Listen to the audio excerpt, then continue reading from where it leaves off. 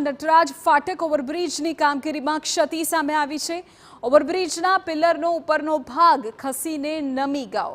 નિર્માણાધીન ઓવરબ્રિજની કામગીરીમાં કોન્ટ્રાક્ટરની બેદરકારી ખુલી। બેદરકારી ધ્યાને આવતા માર્ગ મકાન વિભાગે આપ્યા આદેશ। ક્ષતિવાળા ભાગને તોડીને ફરીથી નવો બનાવવાનો આદેશ કરાયો છે। માર્ગ મકાન વિભાગની સૂચના બાદ પિલર તોડવામાં આવ્યો। हमारा संवाददाता राजेश आंबलिया पूरी जानकारी आपी रह्या छे। राजेश, विगतो।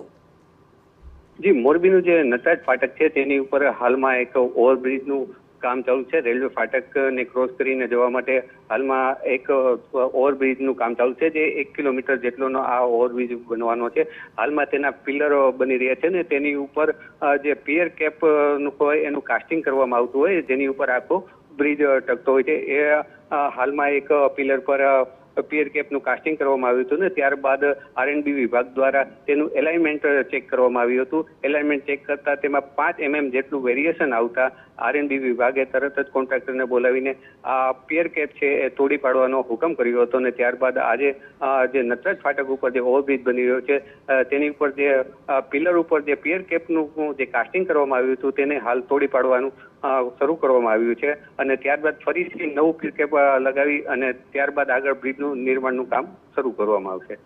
આભાર રાજેશ, તમામ જાણકારી બદલ।